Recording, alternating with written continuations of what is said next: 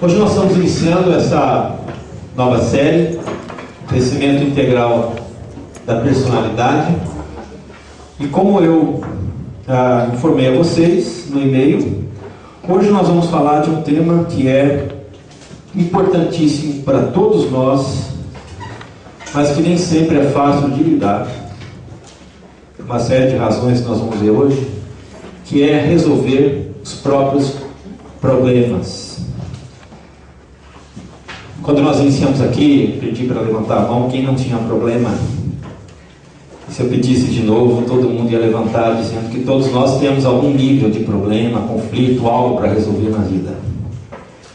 E para mim, uma das passagens da Bíblia que mostram um problema grave que não foi resolvido e que causou muitos piores desdobramentos. Por isso que na Bíblia você tem exemplos de vitória e fracasso, né? Porque nas vitórias a gente aprende como Deus está conosco. Nos fracassos a gente aprende como a gente precisa escutar mais a Deus durante o trajeto da vida.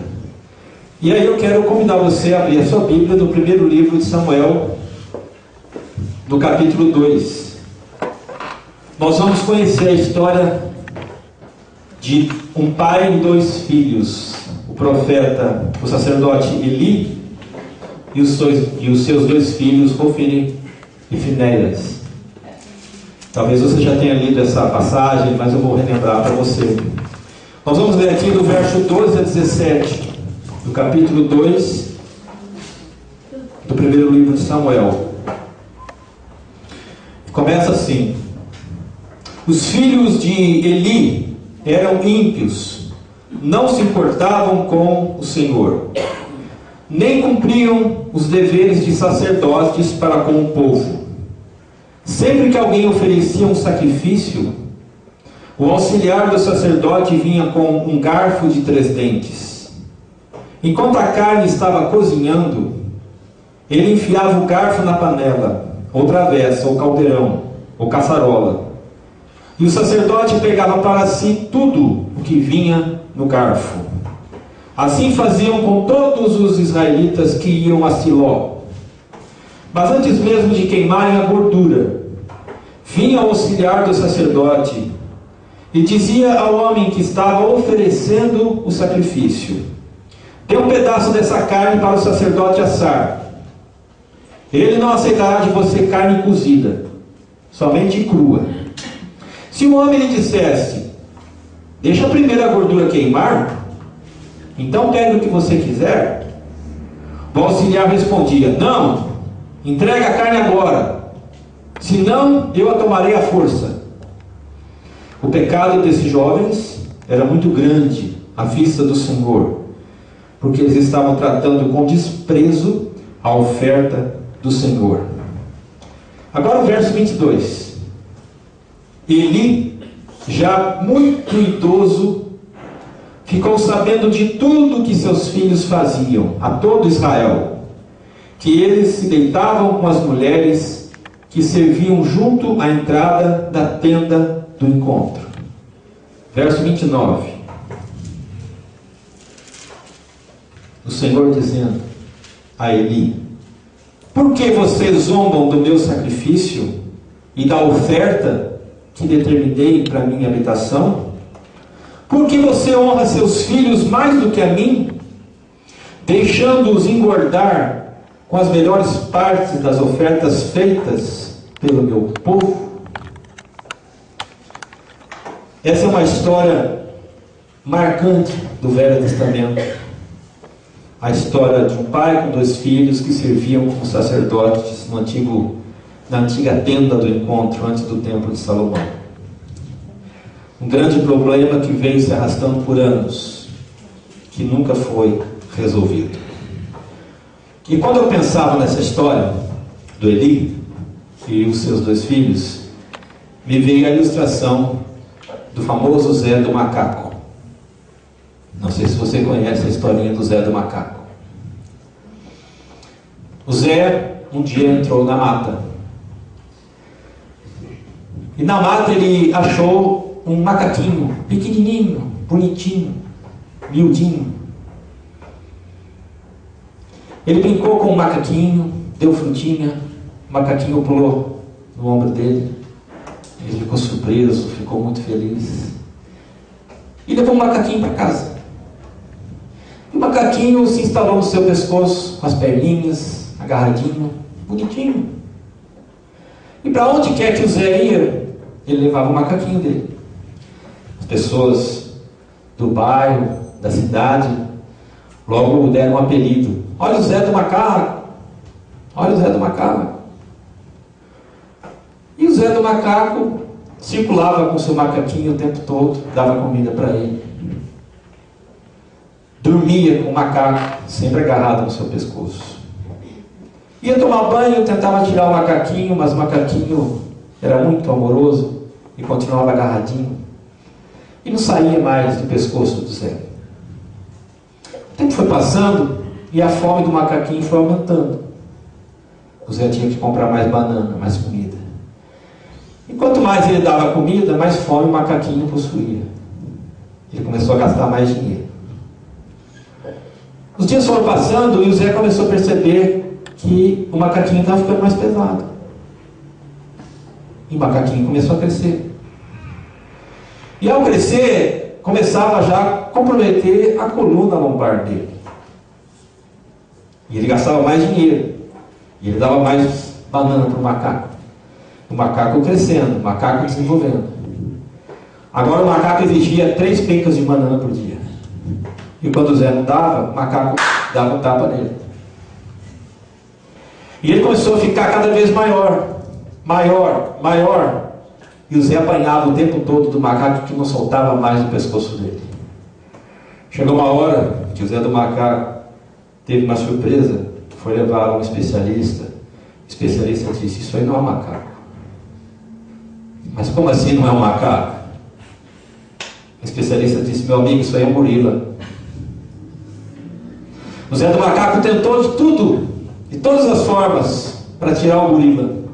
Chamou pessoas, tentou de todas as coisas, mas não teve jeito. O gorila cresceu, cresceu, cresceu. O Zé do Macaco caiu de tanta fraqueza e o gorila matou o Zé do Macaco. Uma história trágica. Mas esse macaquinho, queridos, mostra que muitas vezes o problema é só o macaquinho. Mas se a gente não resolve o macaquinho, ele vira um gorila. Ele pode acabar com a gente. Essa história que a gente leu aqui, do sacerdote ali, lembra uma coisa clara que todo mundo já sabe.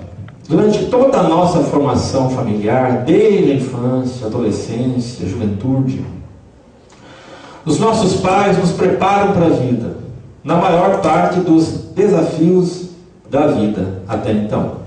Eles fazem o melhor que podem conosco. E os nossos pais nos dão uma dica, e nos dão uma prática, e nos dão uma disciplina necessária. Eles sempre fazem uma coisa que é fundamental. Eles nos ensinam a adiar prazeres, alguns prazeres, em prol do estudo, da escolha da profissão e do nosso futuro. Todos nós que temos filhos, temos que criar uma disciplina para eles, que consiste em adiar algum prazer para mais tarde, para que eles possam ter foco na sua formação educacional, na futura formação profissional e assim por diante. Aí nós crescemos, nos casamos, nos formamos na profissão, estamos com a família pronta, formada, achamos que estamos prontos para resolver qualquer dilema da vida, qualquer responsabilidade que ela ofereça para nós. Mas é claro que você e eu vamos concordar com uma frase aqui, com uma afirmação. O nosso desenvolvimento tende a ser imperfeito na vida em algumas áreas, porque nem eu nem você dominamos todas as áreas do conhecimento e todas as áreas da vida. Por exemplo, eu entendo um pouco de mecânica, porque eu já trabalhei nessa área. Mas pode ser que alguém aqui nunca tenha visto uma peça de um carro e nem sabe para que serve aquela peça do carro. Há pessoas aqui que têm uma ótima experiência de engenharia, mas eu não tenho a menor ideia de cálculo de engenharia. Se você me der um cálculo de engenharia para resolver, eu não vou conseguir resolver. E quem sabe você me traga o seu carro e diga, será que você pode ver o que aconteceu aqui? E talvez eu possa até dar um diagnóstico para você, olha, o problema é isso aqui. Cada um de nós tem algumas especialidades e sabe lidar com alguns problemas. Mas certos problemas ao longo da nossa vida vão nos atingindo e eles se tornam grandes problemas e aí nós não temos capacidade, técnica, habilidade para lidar com eles, porque nem todos somos bons em tudo e nem sempre nós dominamos todas as coisas. Por exemplo, como é que você lida com as más escolhas do seu filho? Como é que um pai ou uma mãe vai lidar com um filho que de repente resolve enveredar pelo caminho da dependência química? Se ele nunca soube o que é isso. Como se lida com uma crise conjugal? Como é que se lida com um problema financeiro se você não tem a menor ideia de controle financeiro, planejamento financeiro e assim por diante? De repente você está no seu trabalho, você está na sua profissão, você está no seu dia a dia, na sua empresa, você é empregado na empresa, mas você está sendo pressionado por resultados cada vez mais, você todo dia volta para casa com a cabeça quente. Como é que você faz para não pedir demissão, um acesso de raiva na sua empresa? Nessas questões que eu citei, queridos, a nossa tendência humana é que a gente espera sempre que apareça um Salvador. E eu não estou falando de Jesus.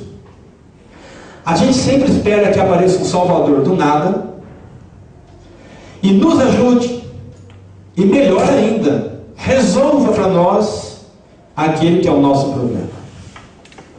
Essa é a primeira tendência. Que alguém apareça para resolver esse problema para mim. Ou então, nós não fazemos isso. Nós deixamos a vida correr, esperando que o problema resolva sozinho. Deixa o tempo passar, porque a gente acredita às vezes naquela frase, o tempo cura tudo. Então deixa o tempo correr. Mas você vai ver nessa história de Eli, que essas duas ideias, deixa o tempo correr, ou espere o Salvador chegar, essa tendência humana de transferir a responsabilidade para um terceiro, é a decretação do fracasso total e definitivo na vida. Porque eu acho que um problema nosso, que nós cristãos incorremos, às vezes, é orarmos a Deus, nós não fazemos absolutamente nada de prático. É claro, é óbvio que nós devemos orar. Paulo diz, orai sem cessar. Mas às vezes, dependendo da nossa formação teológica, nós achamos, imaginamos que a oração por si só vai resolver o problema.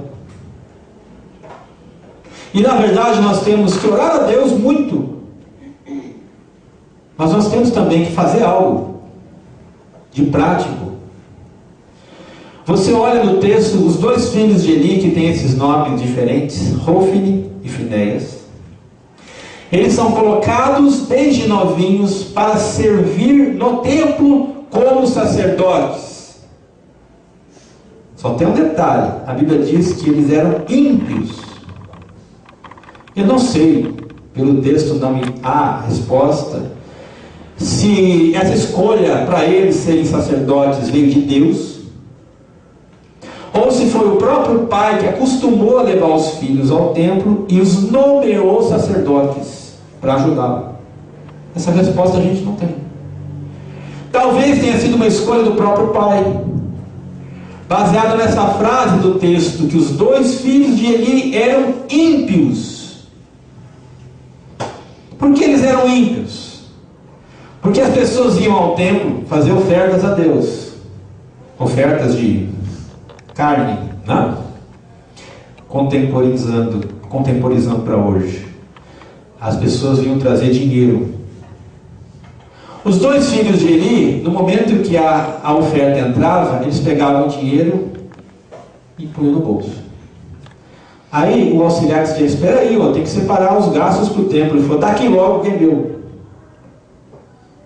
Roubavam as ofertas dadas a Deus no templo.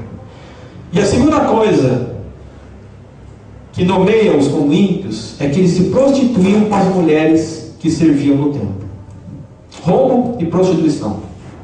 Isso aí não aconteceu uma vez, duas vezes. Isso foi anos seguidos, debaixo do nariz do Eli.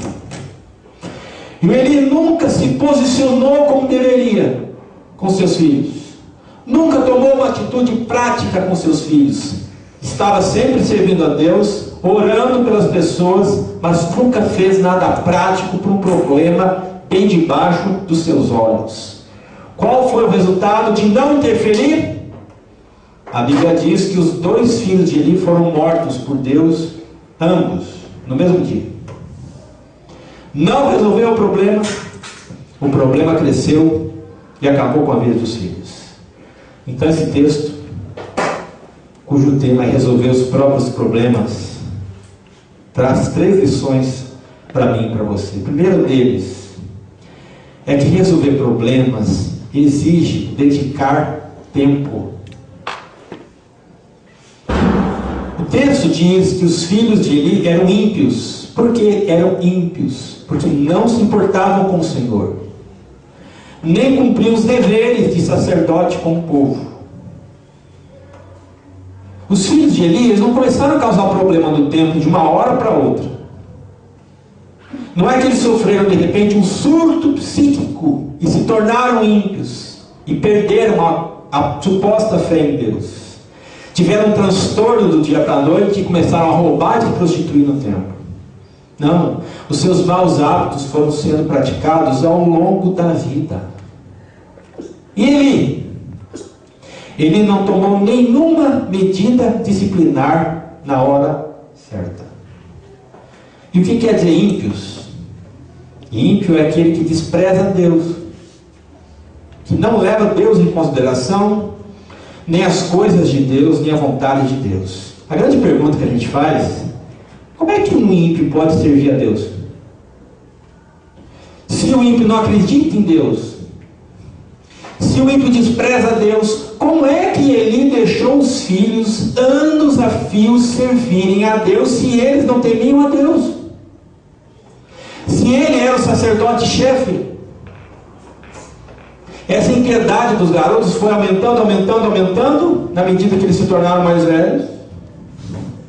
E aí eu levanto uma pergunta para nós: por que é que eu e você, como Eli, sofremos, amargurados com os nossos problemas?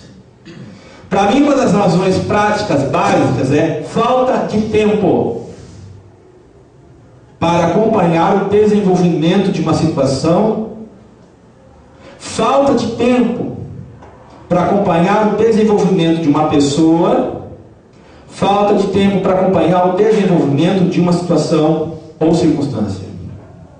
Nós não dedicamos o tempo necessário para resolver a questão quando ela começa. Como é que a gente age? Eu vou orar e Deus atua a mão. E a gente não faz nada. Aí não acontece nada. Aí a gente diz assim: mas eu fui lá naquela igreja, o pastor me revelou que meu problema ia acabar. Mas não acabou. Uma vez eu atendi uma senhora que ia numa determinada igreja evangélica com um filho dependente químico, que lhe causava muito problema. E ela tinha uma relação de ódio com o filho. Ódio. E chamava o menino de vagabundo, imprestável e outras palavras que eu não vou mencionar aqui. Eu sentei uma tarde. Ela foi me procurar e eu sentei uma tarde para conversar com ela. Ela disse: pastor, eu estou indo na Igreja da Graça. Eu citei o santo já. E lá eles me disseram que eu tenho que orar a madrugada inteira de joelhos. E todos os dias eu oro de madrugada inteira de joelhos. Depois eu tenho que trabalhar, eu vou trabalhar cansado o dia inteiro. Certamente eu tenho que fazer uma oferta no templo em favor da libertação do meu filho, uma oferta financeira, eu faço. E a semana inteira eu vou na igreja e a madrugada inteira de joelhos em oração. Mas meu filho está cada vez pior. Eu disse para ela, é ótimo você orar, e ore bastante mesmo. Só que eu disse para ela, você sentou para conversar com teu filho? Você resolveu esse negócio de ódio que tem com ele? Eu falei, porque só orar não vai resolver absolutamente nada se você não lidar com o problema, com a questão de vocês, que é ódio. Você tem que parar de ir menos na igreja, ou tem que parar de ir muito na igreja e passar mais tempo com seu filho. Sabe o que ela disse para mim? Pastor, muito obrigado, mas eu acredito mais em Deus. Eu falei, vai em paz. Você entendeu? Às vezes as pessoas acreditam que Deus vai fazer tudo, e que aquilo que está na mão delas, elas não vão fazer, e Deus vai ter que fazer. Falta de tempo. Então a gente não dedica o tempo necessário para resolver uma situação ou questão quando começa. Um filho com desvio de comportamento, um casamento que só apresenta conflito, uma ameaça de demissão no emprego, por nossa falta de dedicação ao trabalho. A coisa começa lá atrás. Só que a gente não se detém a buscar ajuda antes. E a coisa vai agravando e piorando cada vez mais. Falta de tempo. Dedicar-se a isso. E quando nós somos surpreendidos com uma notícia ruim, quando o problema começa, geralmente nós ficamos ou apavorados, pomos a mão na cabeça, dizemos, meu Deus do céu, como é que foi acontecer uma coisa dessa comigo? Ou nós nos encolhemos, sentindo pena de nós mesmos, nos fazendo de vítimas na questão. É assim que a gente age. Mas aí nós deixamos de agir, deixamos de fazer algo prático, necessário para estancar o mal, impedir que ele se alastre. Eu acho que ele deve ter percebido o comportamento dos filhos muito tempo antes. Muito tempo. Mas ele achou uma coisa, talvez. Bom, meus filhos estão expostos a Deus todos os dias, eles estão no templo. Todos os dias eles estão na igreja. Todos os dias fazem sacrifícios. Todos os dias fazem oferta a Deus. Todos os dias estão expostos a Deus. Então eles vão crescer, uma hora isso aí vai acabar, isso aí é uma fase. Mas os filhos de Eli estavam dentro da igreja e eram ímpios. Você percebeu que nem sempre estar perto de Deus, nem sempre orar, é garantia de que o problema se resolve sozinho? Os dois filhos de Eli estavam dentro do templo a vida inteira, mas eram ímpios, dentro do templo.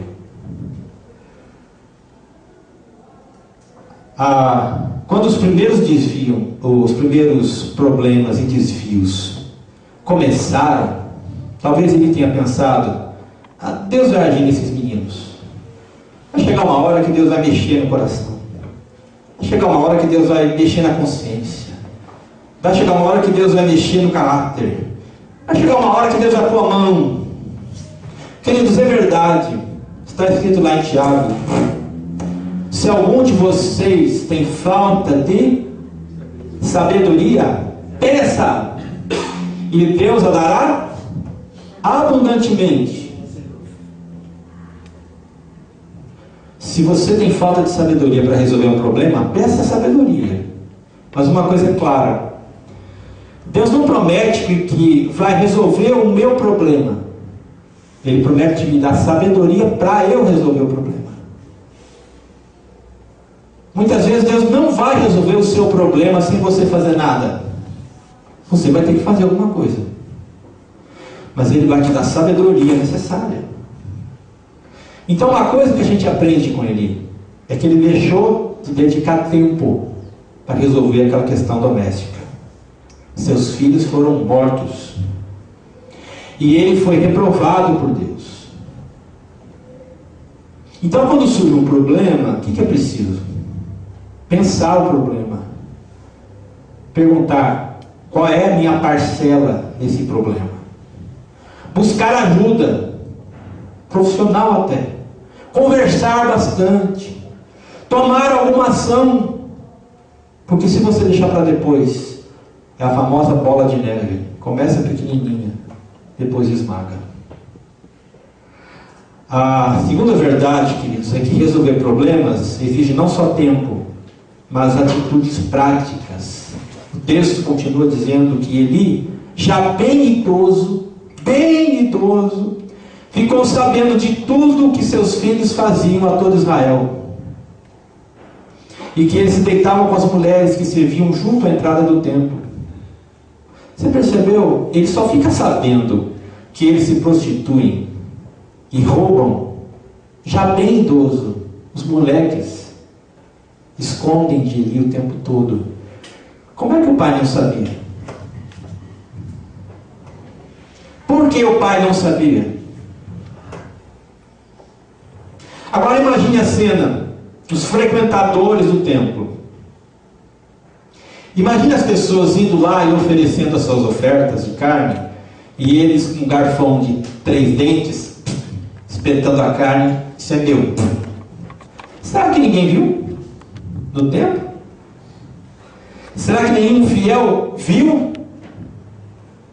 Será que ninguém disse: escuta, teus filhos estão deitando com as mulheres do templo? Será que ninguém soube, ninguém viu, ninguém percebeu nada? Impossível. Mas o Eli só fica sabendo disso bem idoso.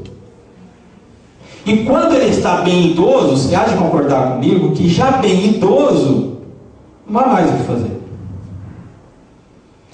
Porque já bem idoso, se já não era respeitado quando era novo, está mais idoso. Ele já não é ouvido, não é respeitado, não é escutado pelos filhos. Sabe o que ele teria que fazer de prático? Lá no começo, ele teria que dizer para os filhos: vocês não temem a Deus, não serão sacerdotes aqui. Vão para casa. Isso é atitude prática. Vocês não podem servir a Deus se não creem. Não podem servir a Deus se vocês não temem a Deus. Vão para casa. Vão fazer outra coisa. Era essa a atitude prática. Ele deveria proibi-los de serem sacerdotes. Isso é atitude prática. Mas Eli os manteve no templo anos a fio, até envelhecer. É aí que eu acredito que ele causou um grande escândalo para os frequentadores do templo que vinham adorar a Deus. Porque não é possível que roubo e prostituição dentro de um templo passe despercebido. Anos a fio. Então a atitude do Eli ensina um princípio muito importante. Não se deve adiar a solução do problema. Não se deve deixar a solução do problema para mais tarde. Por que não? Porque às vezes, eu disse para você, a gente espera que o problema se resolva sozinho. A gente tem essa ideia infantil, né? Ah, tem um problema, mas deixa o tempo correr, o problema resolve sozinho. Se você pensa assim, que o problema resolve sozinho, é a mesma coisa que você achar que uma doença é curada só se você não pensar mais nela. Eu fui no médico, ele me diagnosticou, disse que eu tenho essa doença, mas eu não vou mais pensar nela, e não pensando nela eu não sinto, e aí ela some. Isso aí é um absurdo. Você pode até não pensar na doença, mas ela vai continuar agindo. Então eu acho que muitos de nós não trabalham problemas com prevenção. Como que é prevenção de problema? É assim: quando alguma coisa começa a nos inquietar, tirar a nossa paz, tirar o nosso sono, nos deixar perturbados, com uma febre no corpo, sinalzinho de alerta, alguma coisa não está bem. Quando essas coisinhas começam a acontecer, eu começo a perder o sono, começo a perder a paz, começo a ficar intranquilo.